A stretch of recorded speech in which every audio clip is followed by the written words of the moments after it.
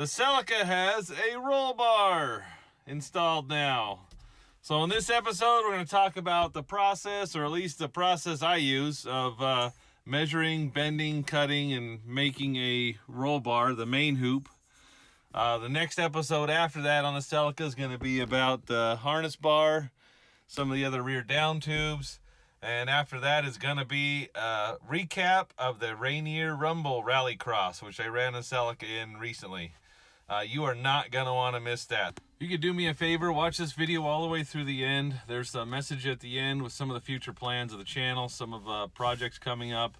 And if there's anything you want to see more of, see less of, things fixed, put it down in the comments below. I read the comments for a while after the video is posted, so I can see what I can do to make this channel better for you, because that's why I have this channel. This is why I do it, is for the audience out there. Now on to building a main hoop for a roll cage.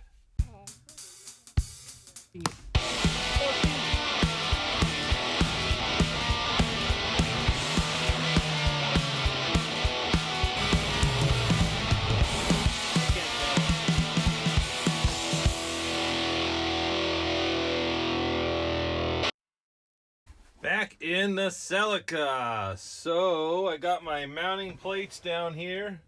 I got a whole bunch of junk in here again. We'll just, what is that? Looks like it's not broken. I don't know. Not necessary for what I'm doing. So I had to watch my video again and revisit how and where to mount this roll bar. I really need to look at up in here. Do I need to cut? How much of this do I need to cut out before I start bending tubing? Because I got to make a measurement, make a plan, and kind of figure out how to work this. So if I need to cut some of this out to fit the bar in there, now is the time to do it. So looking at this, I believe the main hoop's going to be coming up. The top of the main hoop is going to be right in this area, somewhere right here. So what I really need to do is get my cutoff wheel, probably make a cut right here, make a cut right here. I'm gonna have to take this bracket out here, make a cut right here, and make a cut right in here so I can pull this section out of both sides. So then I can take a measurement and figure out what my distance is from side to side on the top here. So my friend used to say this is like the making sausage part of the project. This is where we start cutting stuff apart, making a mess out of everything, doing exploratory cuts to see what's behind it, cutting structure out of the car to make it lighter. And usually it doesn't look very good when we're done. You got to add lots of stuff back in to make it look nice. If you're lucky enough to do the same car over and over again, you can actually make it look pretty nice right from the get-go. But I haven't done a Celica before, so yep, we'll see what's behind this panel here. What's behind panel number 1? Okay, well, there's wheel number 1 broken, and unfortunately no injuries or damage. Yeah, you gotta love it. This last little piece. Ooh, man. Last little piece does not want to give up. And you got to be careful because all these edges are very sharp on here. And if I just cut it, they're really hot too. This just does not. I'm going to cut this about finally. So we got a lot of open room here. A lot of open space. So we can shove that main hoop, the curve, right up in here. Now there is a really nice hole opened up here, perfect for that main hoop to go into. But I know it's going to be right in here somewhere. And what this allows me to do, by being able to run that main hoop way up in here, I can run my front down tubes right in here. In fact, I can probably just cut this and just lay the tube right in this channel right here that we're going to create. I can lay that tube right in the channel. I can weld it right to the structure, and it adds a lot of strength. It keeps the bar out of the way. We want to try to keep the bars away from the heads of the occupants as much as possible. So this is kind of an issue I'm gonna run into here now. I'm gonna run the bar up here. In order for me to even make a pattern, I gotta get this sunroof out of my way.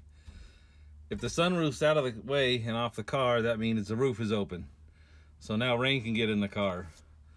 So I'm not sure when the rain is coming. That's why it was important for me to try and get this done before fall when it's raining, because I'm gonna have this roof off. I'm gonna end up replacing the sunroof with a metal panel. I've got a vent I can build a roof scoop out of. But it all starts with the roll cage. I got to put the roll cage in first. I need the extra space with the sunroof off. Will give me space to weld up the top and a lot of the spots. So I'm at a point now where I can pull the sunroof out, which I need to pull the sunroof out to make the pattern for the roll cage. But once I do that, then this car is open. I can't seal it up again. So at that point, I'm committed, and I got to get it done, and I got to get it done real quick. Well, anybody know a good video on how to remove a sunroof from a Celica? So there's a couple of bolts in here that had to come out. There's a couple of bolts in the front, and there was several along the side that I had to remove along with the brackets, and I think it's about to come out. All right, so I think... Oh! All right, it's out. So the sunroof is now out, and I have a gaping hole in the roof. But what I do also have is I have space to take measurements for my roll cage. That ought to remove some weight. That sunroof was very heavy. That's probably 60, 70 pounds off the top of the car. All right, so to build a roll cage, we're gonna start with some of the required tools you're gonna need, or some of the tools I'm using. So start with this, a cutoff saw. It's got a blade for metal. You can also use an angle grinder, which we'll cover in a minute. But this tends to cut straight. It cuts a lot faster. The tubing bender I'm using was from Williams Lowbuck. I believe Speedway Motors has a similar one. This is probably one of the cheaper ones, if not the cheapest tube bender you can get. Typically I don't know what the prices are, but the dies cost almost as much as a tube bender typically. So I've got a 1 1/4 inch die in there now. We're gonna put a 1 1/2 inch die in there. WD-40. You want to make sure you put WD-40 on the tubing when you bend it, also on the die when you bend it.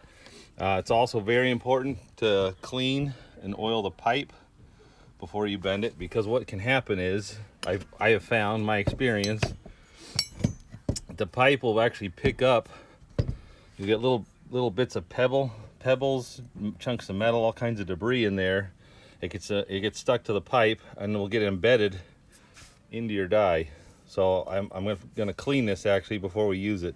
That's been sitting for a while, but you want to make this, if you can polish this and make it like a mirror, that's the best way to do it. And then you just got to make sure we got paper towels, WD-40, steel wool, and we want to clean everything before we bend it.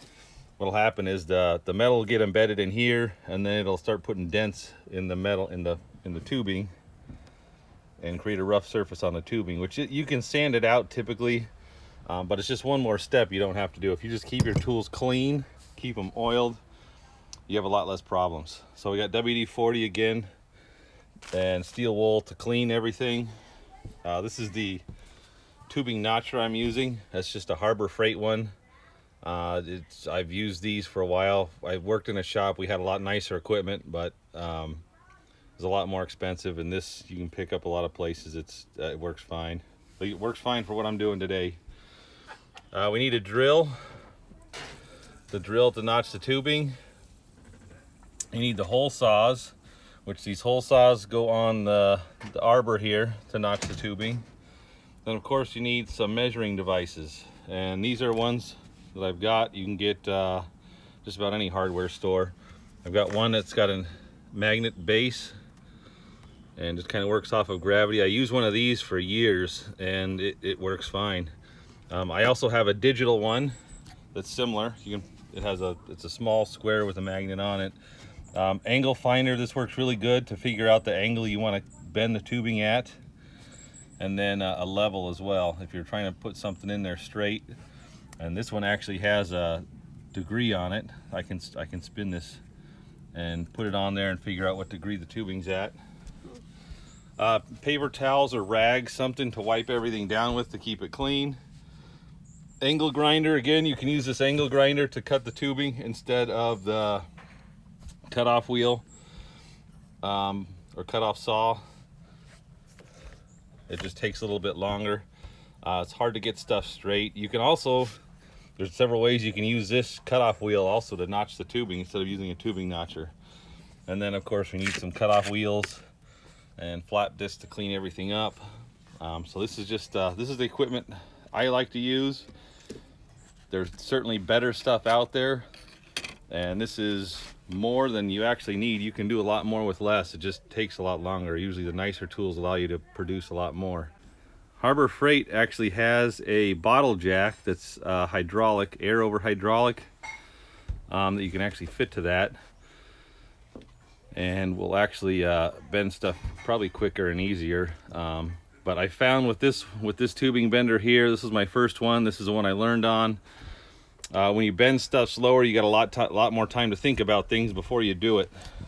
So there's a lot less time to make errors and bend stuff the wrong way.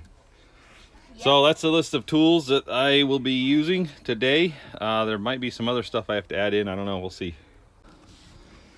All right, this is my tubing bender. This is one my dad actually bought years ago from a company called Williams Lowbuck. I think Speedway Motors has something similar still, a cheap Lowbuck bender. But I've built lots of roll cage with this. It works pretty good. It's just, it's not the fastest. So I haven't used this in a while. This is definitely a little bit bent. So let me straighten this roller out first. All right, well, I'm out of light. I got this mostly straight so that this rolls on here pretty good now. I'm gonna have to get some WD-40 and swap the dies out tomorrow because it's starting to get dark now. Yeah, I did. So all I'm doing here is just gonna spray a little WD-40 on, take my steel wool, and try to scrub and polish this as much as possible to make it as smooth, as shiny as possible.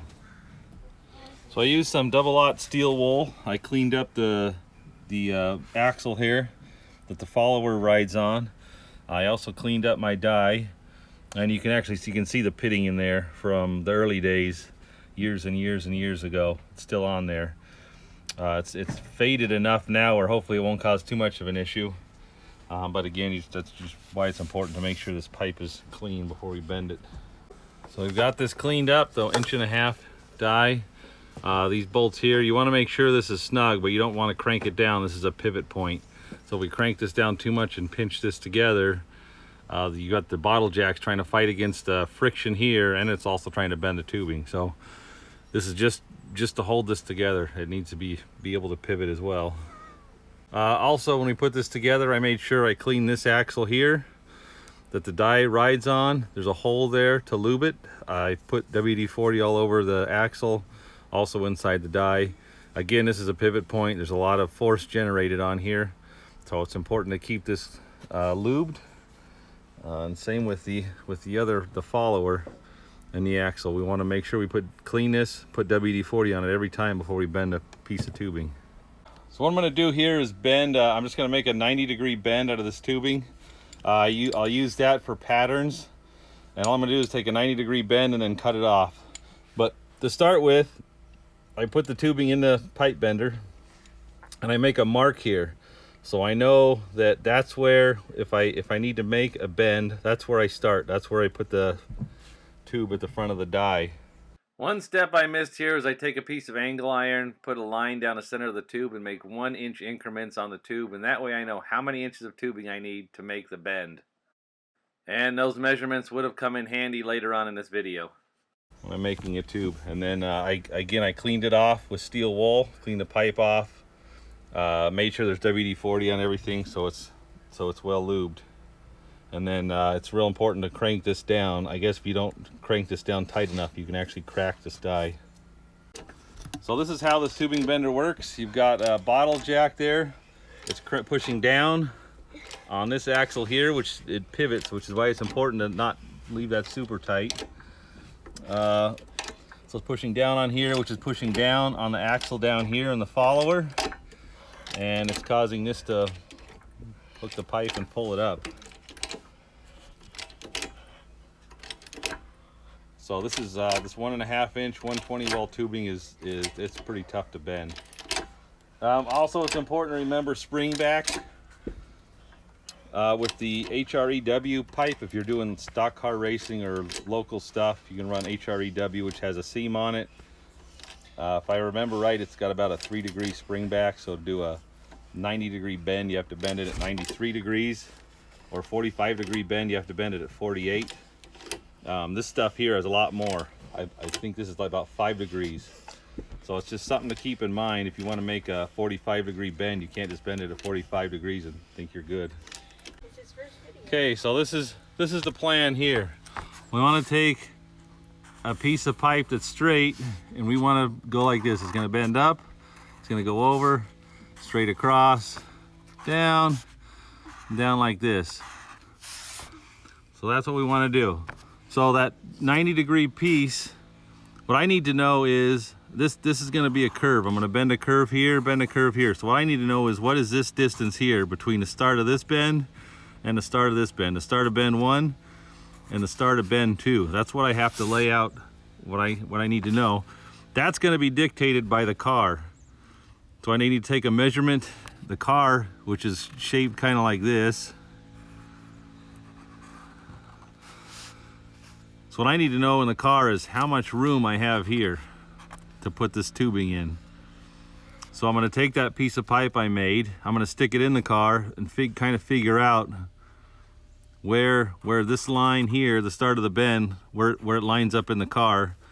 And then once I get that figured out, I have this measurement here, which is this measurement here. Once I have that figured out, then I've got these bends figured out. This is very critical, because this component here, if you want to get this to fit tight in the car like I want to, I want these bars right against the outside sheet metal as much as possible. So this only has maybe 1/16, maybe 1/8 of an inch of play in there. So the margin of error here is very small. So this measurement here is going to be very critical. Next measurement is this one. So we're going to put these bends in here. So at that point, we're going to have a bar that's going to look like this. So the next point is to figure out where these bends here start. So, and it actually probably going to end up probably doing them down here. There's bend 3 and bend 4. So I got to figure out where to mark it on this bar. And what's going to dictate that is on this car is this measurement right here. This measurement here on the car. So that's, once I get that figured out, I can take that 90-degree bar we made, I can lay it in here, figure out where to start this bend and this bend, which will give me this measurement here. Another way I can do this, which may be even better, is to lay the bar in and start the bend here and bend it this way. I don't know, we'll see. There's several different ways to do this, but we'll figure it out. So here we are back again. We have this cut off section here. We're going to take this pipe, I bend it 90 degrees. I have the mark of where we start the bend. And I can't really do this with one hand, but I'm going to stick this up here. And you can see how tight that is. That's almost right against the skin of the car. And that's how I like it. The further, like I said, the further up we can get this corner here, the further up and out, the further that bar is away from the driver's head. Let me switch hands. So that is about where that bar is going to go. The next thing is we want to try to get this section here, want to get it so it goes straight across. So it's just about straight across like that. And then I'm going to put a mark on the roof here.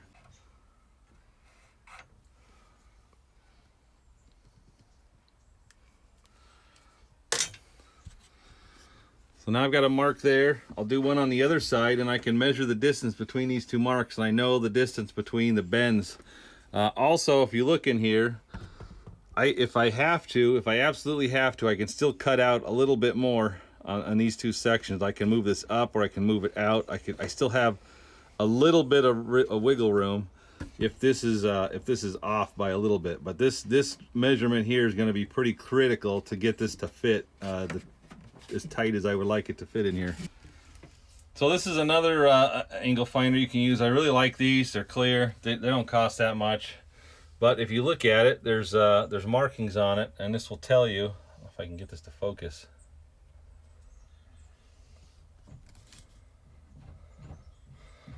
This will tell you the angle you're at on here. And it's in what, 15-degree increments. I think each mark is 5 degrees. So you can get pretty close with the angle you need with this. So what I'm going to do then is take this and stick this angle finder up here. If I can get that in focus. So I'll stick that angle finder up here. I actually had one that used to have a set screw. I've got it somewhere. I'm just not quite sure where. And I want to the top needs to be about straight across level. When you do these, the angle you cut these at, or the angle you bend these at, it doesn't have to be exactly precise to the degree. It just needs to be within a degree or two. And there's a bit of a fudge factor in there.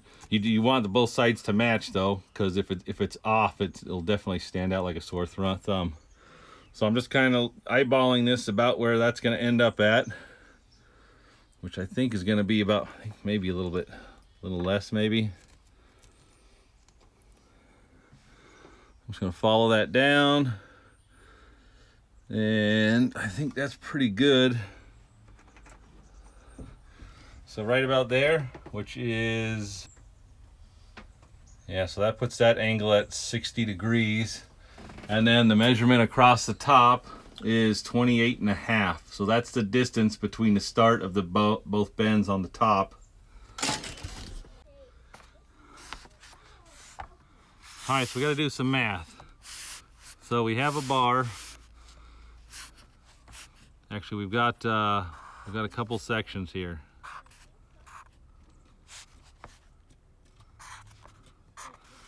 I know this section here is 28.5. So what's half of that? That's 14.25. 14.25. So this is 14.25 and 14.25. And that is the distance to the bend. I know this distance here to the start of this bend is 19. So that 19 came from kind of guesstimating. I took the tape measure and kind of rolled it around the curve of the roll bar. Had I put the 1-inch increments on the original 90-degree bend I had made to make a template out of, I would have known exactly how many inches I would need there rather than just kind of guessing. And this distance from this bend to down here should be about 22. So how long of a piece of pipe, piece of tube do we need? So I know half of this is going to be 14.25 from the center to the first bend. We've got 19 inches from the first bend to the start of the second bend, and then we need at least a minimum of 22. It's a lot easier to cut some stuff off the bottom. If you make it too short, you're starting over again. You can't add material to it. We could build a mounting box at the bottom, but it's a lot more work. So 14.25, 19 and 22 is what? So 55.25, and that's half the distance. So we just got to double that to 110 and a half, and that's the minimum length we need.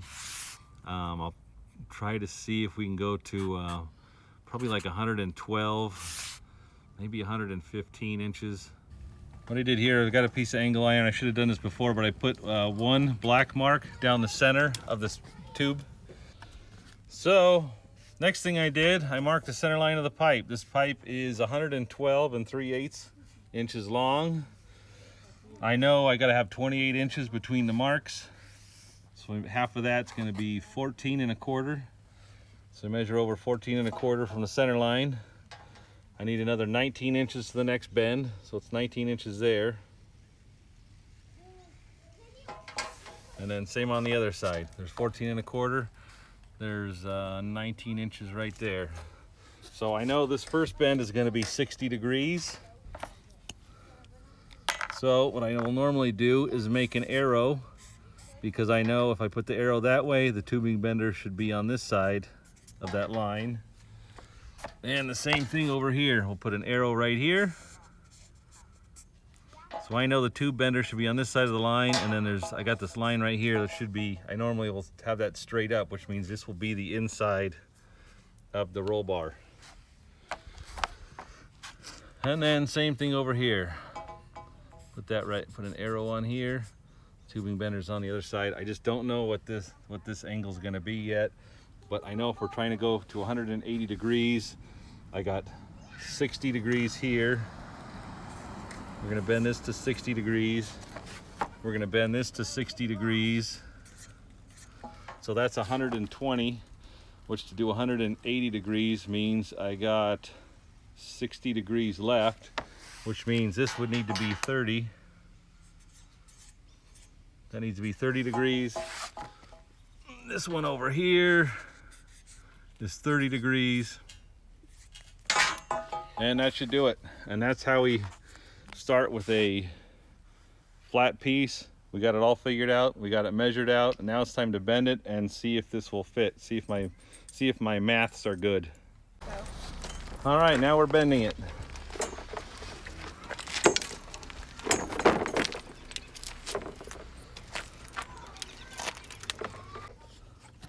So here's where we are. We bent this here. Actually came out to 59 degrees. My digital angle finder, the battery's dead. So I was using this one and using an app on my phone. Again, it's real critical to make sure you watch the markings. It's real easy to put one mark on the pipe and load it in here the wrong way. And then you end up with too short a distance here. Too short or too long, one way or the other, depending on how it was marked. We're going to bend this to 60 degrees now.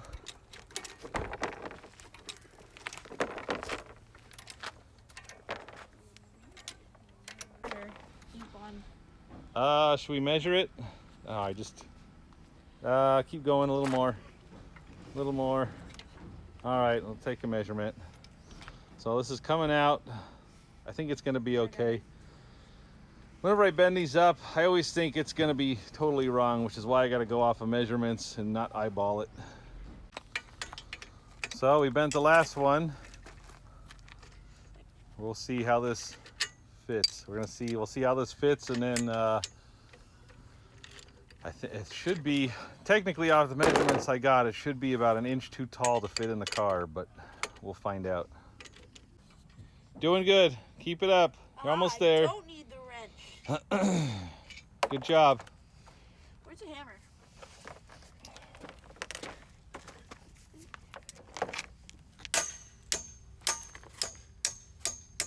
Easy there. Measure carefully. Most of the time it fits. Sometimes it's just way off. Can't get over the. Okay. Thank you. Ah. Sneak that through.